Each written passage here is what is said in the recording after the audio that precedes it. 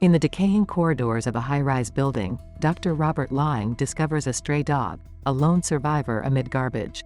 With a scarcity of food, Robert ends up roasting the dog's leg for sustenance. Flashing back 3 months earlier, Robert had moved into the seemingly luxurious high-rise, where residents on the upper floors enjoy a life of comfort and convenience. The routine orderliness of the upper floors is disrupted when a pigeon dropping lands on Pangbourne, a gynecologist, leading to ridicule from a psychologist named Talbot. The story unfolds with a peculiar incident involving Robert's neighbor, Charlotte, dropping a liquor bottle onto his balcony. This chance encounter sparks a flirtatious connection between them.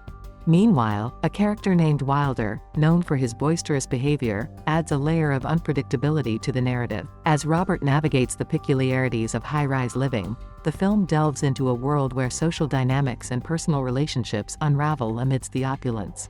The contrast between the luxurious amenities and the building's descent into chaos creates a compelling backdrop for the unfolding drama. Following a bizarre encounter with the garbage chute, Dr. Robert Laing heads to the School of Physiology to lecture medical students.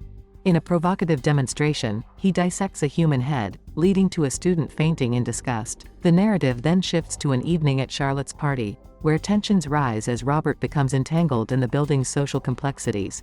At the party, Robert interacts with Wilder's pregnant wife, Helen, and becomes a target of Steele's anger over a prior garbage chute incident. The atmosphere grows uncomfortable when Steele's wife is found with the newscaster, Cosgrove. The drama unfolds amid copious drinking, observed by Charlotte's son, Toby. The next day, Robert joins Charlotte at a pool party for middle to lower floor tenants during a work break. Simmons introduces him to Mr. Royal, the enigmatic architect of the high-rise. In the penthouse, Robert meets Anthony Royal, who shares plans to replicate the building's design around a nearby lake. Examining Royal's blueprint, Dr. Robert Laing draws a parallel to a psychic event. Royal discusses a car accident, inviting Robert to a squash game, hinting at the link between physical and psychological well-being. The invitation extends to a party hosted by Royal's wife, Anne, offering Robert deeper insight into the high-rise's elite circle.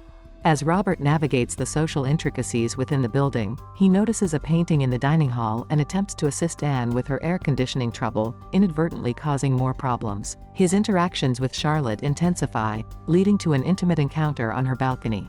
During the passionate moment, Toby, Charlotte's son, stumbles upon them, adding a layer of complexity to their already tangled affair. Charlotte, revealing insights into the unintended social hierarchy within the high-rise, remarks on the building's keen awareness of its residents' private lives.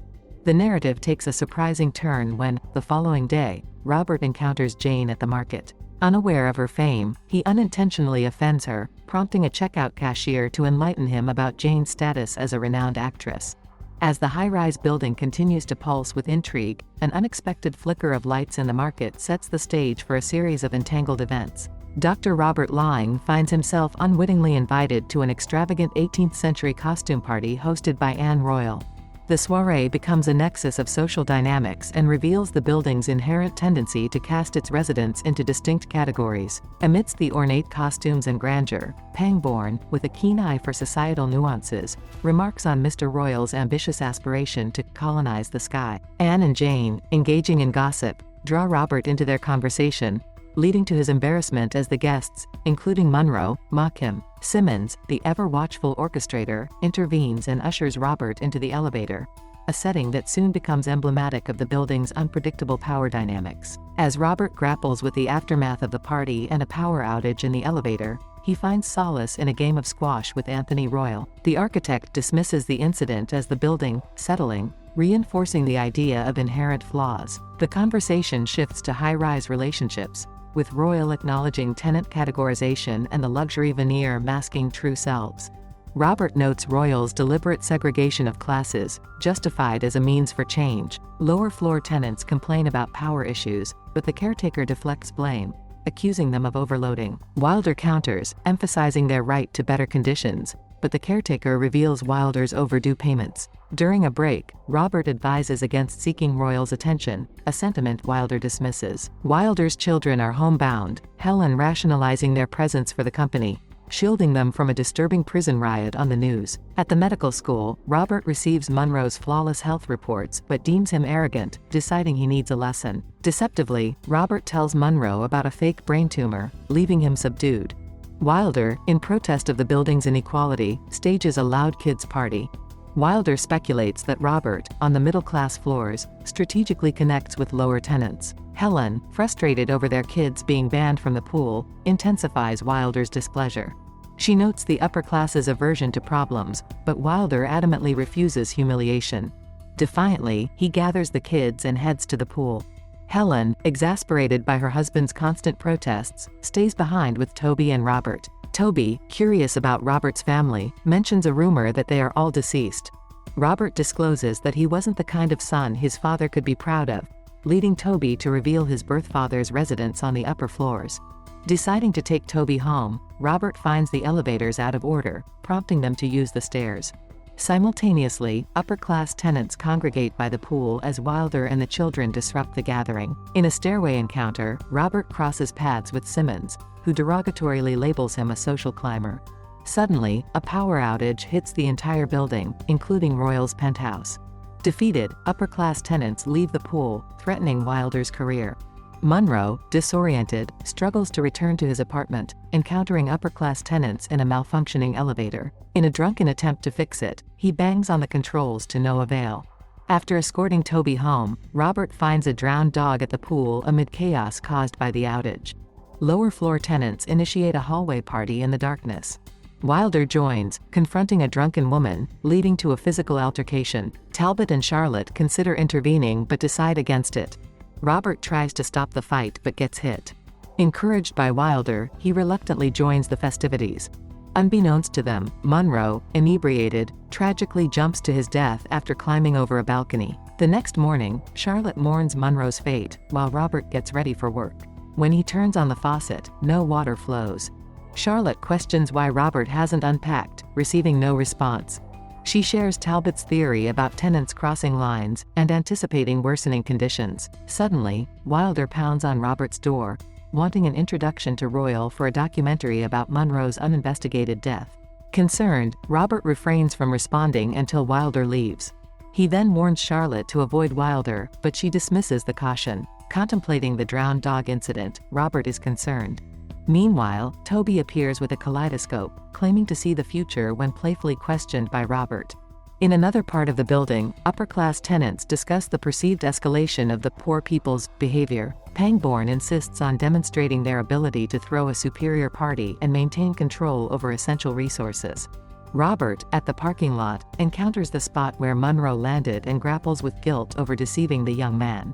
Simultaneously, Wilder prepares for his documentary, but Helen expresses her concerns about him leaving abruptly, admitting her envy of those on higher floors. Despite her reminder about their financial needs, Wilder takes money from the table before departing. Later, Robert searches for his car unsuccessfully and returns to his apartment. Steele, attempting to unclog an overflowing trash chute, draws attention to the residue left inside the chute, hinting at the building's deteriorating state. In a sudden turn of events, Royal's dog dashes past him, prompting Steele to chase after it with a golf club. Frustrated, Anne contemplates leaving, but Royal forbids her and resorts to slapping her. Nonchalantly, Anne remarks that it's the first time he's touched her in months. The elevator dings, revealing Royal's injured dog. Over the following days, Robert grapples with his deteriorating situation, resorting to sleeping in his office. He immerses himself in routine exercise, spending extended hours at work and returning home solely to change clothes. Meanwhile, the building's other tenants grow increasingly unruly as the maintenance crew refuses to work, resulting in accumulating garbage bags. The once well-stocked supermarket is now depleted. Robert heads there for paint, while Wilder documents the deteriorating conditions. Talbot describes on camera how the tenants have abandoned their civility and descended into savagery. Accused by Pangbourne, Simmons, and Cosgrove of instigating chaos, Wilder is beaten while Talbot films. Attempting to leave, Robert is embroiled in a scuffle over a paint can, eventually emerging victorious. Returning home, he passionately paints his apartment walls. Charlotte takes Toby to Talbot's place but finds him missing, as Pangbourne has taken him captive. Amid the chaos, Helen leaves her kids with others and visits Robert, who proudly shows his newly painted apartment. Their talk turns unexpectedly intimate. In the penthouse, Royal is distracted by intruders. Simmons informs him of his wife downstairs, and Pangbourne warns of danger. In the lobby, Wilder encounters Royal, unaware of his identity. Ignorant, Wilder introduces himself and offers a cautionary word. A police officer arrives, inquiring, but Royal feigns control. Later, Royal discovers his wife being compelled by lower-floor tenants. Wilder, determined to access the penthouse, demands the key from the Royals' former maid, who suggests using Charlotte as bait, hinting at a past relationship. She hands Wilder a gun, claiming it's the key to the penthouse. Amid the escalating chaos, Helen snuggles with Robert, who learns that Charlotte considers him the building's best amenity. Steele suggests using Helen as leverage for food, but Robert vehemently refuses. As the building descends further into disorder, Robert reflects on Helen's remark about him. Meanwhile, Helen, en route to her children, gets captured, screaming in despair as Wilder wreaks havoc in Charlotte's apartment. Upon Charlotte's arrival, Wilder discloses his knowledge of Toby's biological father, dragging her into Toby's room amid her protests.